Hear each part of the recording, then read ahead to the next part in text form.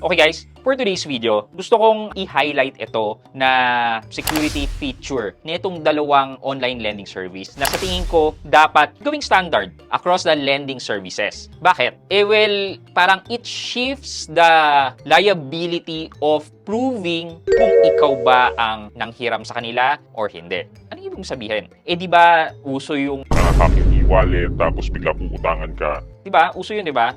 Etong security feature na to, ganito dapat i-implement para wala yung burden sa mga customer. Ano ibig mo sabihin? Naguguluhan na ako. O tara, pag-usapan na natin yan. Samahan nyo ako, sit back, and let's discuss. Coming right up.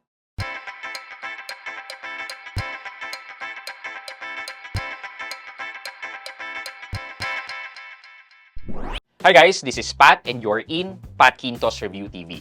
So if you're new here in my channel, I do reviews about personal finance na meron akong experience or meron na akong knowledge na ginawa ko na ng videos and playlists na makikita nyo dito sa taas. At kung bago ka dito sa channel ko, you may want to consider subscribing to my channel.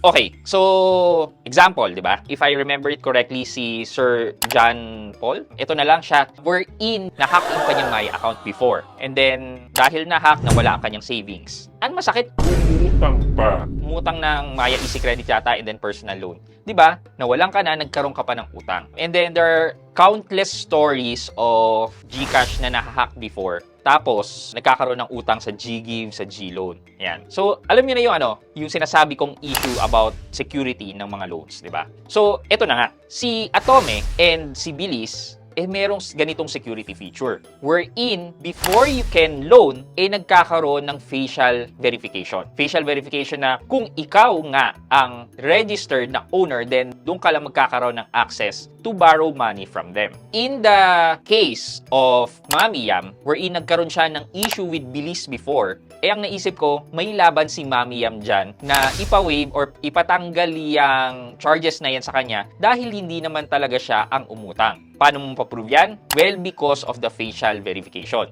Before you can loan with Bilis, meron din siyang facial verification. So, if iba ang mukha na nanghiram dun sa mukha na nakaregistered, paano nangyari yun? Paano mo go through yung transaction? Thus, it's either sinesecure niya yung account mo para walang makahiram na kung sino man, and at the same time, yung proof na hindi talaga ikaw ang nanghiram will shift dun sa company because they have the record now ng mukha na nanghiram at saka yung mukha mo na nakaregister. If they check na ganun nga, if ever na lumusot or mahina yung sistema, ibig sabihin lang nun, dapat matanggal yung charges sa inyo. So, kung i-implement yan with the rest of the lending services, let's say kay Maya, before you transfer yung sum of money sa inyong e-wallet, then you have to take your verification selfie. Diba? At least alam mo na secure yan. Na in case na mawala man yung phone mo or magkaroon ng ibang access, hindi lang OTP, kundi pati mukha mo ay isang security feature na mahirap i-hack. Kung ma-hack man yan, ibig sabihin may lapses na lang talaga sa security. In the case of GCash, though si GCash, masasabi ko, and I applaud GCash na bumaba na ang ingay in terms of hacking incident. Bakit? Because they have implemented this feature na double safe wherein nakalock lang yung account mo sa isang device at mahirap mo siyang ilipat sa ibang device. Pag nilipat mo siya, panibagong verification, and then may cooldown pa na around 4 hours na hindi mo ma-access ang inyong GCash account. Kahit pa paano si GCash, sa una pa lang in terms of logging in pa lang, medyo tight na ang security niya ngayon.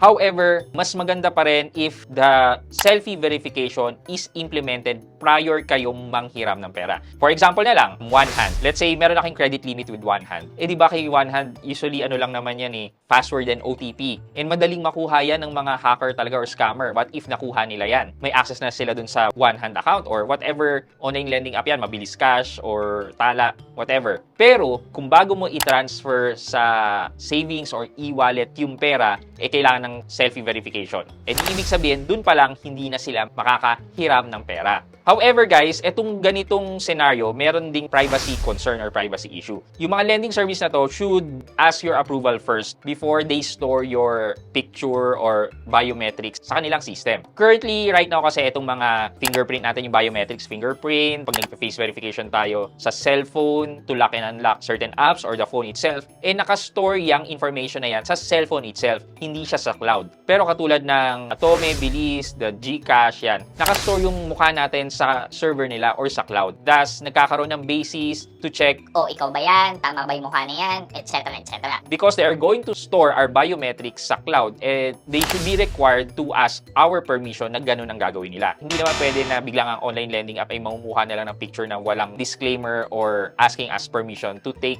the picture and store them sa cloud, di ba? So, dapat meron pa ring explicit na approval kayo na pwede nilang i-store yung biometrics mo sa cloud. Kasi syempre, baka gaano katalino na yung mga hacker ngayon, if magkaroon man ng leak, yung biometrics information nyo, madaling i-replicate sa iba't ibang app, di ba? So, isa sa requirement yun, yung explicit approval nyo. But then again, syempre, kailangan nyo ring i-weigh in kung yung pagsasign upan nyo na online lending app na merong ganung clause, dependable talaga at matatag yung company at yung sistema nila. Kasi kung medyo fly-by-night na lending app, for sure mababa ang security ng kanilang IT system versus sa mga matatag ng mga lending service katulad ni OneHand, Mabilis Cash, Atome, Bilis, etc. So, you may want to be cautious pa rin sa pagbibigay ng explicit approval to store your biometrics to their servers. So, for our question of the day, sa tingin nyo, bukod sa ganitong feature na security feature when getting a loan, ano pa kaya yung pwedeng i-implement ng mga e-wallets natin, mga banking system natin, mga online lending apps natin para magkaroon ng secured ecosystem? Meaning, yung hindi ka mangangamba na pag nawala ang phone mo, delikado na yung kaperahan mo. Let me know sa comment section sa baba. May chance kayong manalo ng 1,000 pesos sa ating weekly GCash giveaway and syempre sa ating cellphone giveaway.